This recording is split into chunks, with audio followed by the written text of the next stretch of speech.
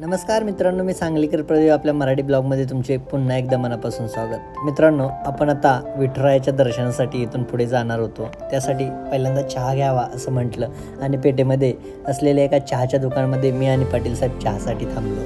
चहा घेतल्यानंतर पुढे दर्शनाच्या रांगेसाठी आम्ही निघालो. मी विचारसुद्धा केला नव्हता की एवढी मोठी रांग विठुरायाच्या दर्शनासाठी लागलेली असते आणि तासन तास लोक रांगेमध्ये उभं असतात हे मला वाटलं सुद्धा नव्हतं, कारण पाटील साहेबांना याचा अनुभव होता, पण मला मात्र काहीच नव्हता.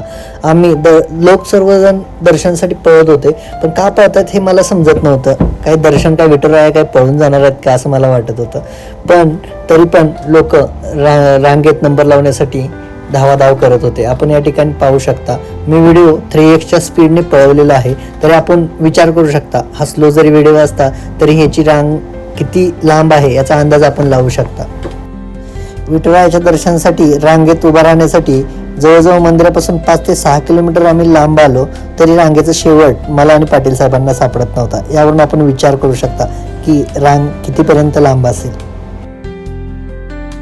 जवळजवळ पुणे ते पंढरपूर असा 5 तासाचा प्रवास करत 230 किलोमीटर आम्ही घरापासून लांब आलेलो आणि त्यामुळे पाठ एकदम भरून आलेले होते. तरीही या दर्शनाच्या 5 ते 6 किलोमीटर दर्शनाच्या रांगेमध्ये उभा राहून दर्शन घ्यायचे म्हणजे विठुरायाचे दर्शन म्हणजे काही खाऊ नाही किंवा सहजासहजी दर्शन आपल्याला भेटणार नाही हे यावेळी चांगलेच समजले होते.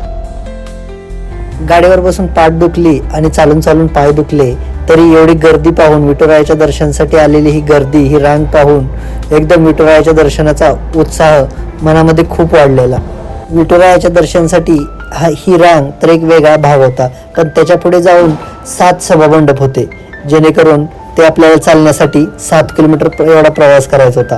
कारण एक सभामंडप 1 किलोमीटर असा एवढा फिरावा लागत होता. असे टोटल 7 सभामंडप ओलांडल्यानंतर या रांगेत आपण येऊ शकत होतो. 2 बैलांनी मिळून 1 एकर रान नांगरावं असे या सभामंडपाची रचना होती. कारण नुसतं एक सरी झाली की दुसरी सरी, असं एक लाईन झाली की दुसरी लाईन एकाच सभामंडपामध्ये फिरावं लागत होतं. आपण पुढच्या व्हिडिओमध्ये या सभामंडपाची रचना किंवा दर्शनासाठी कसे पुढे सरकावे लागत होते हे या ठिकाणी पाहू शकाल. फायनली विठुरायाच्या दर्शनासाठी आम्हाला रांगेचा शेवट सापडला, तो पण अगदी 7व्या सभामंडपामध्ये. तिथून आतमध्ये प्रवेश करत असताना 11:20 झालेले रात्रीचे. त्यावेळी आम्ही लाईनमध्ये दर्शनासाठी लागलो.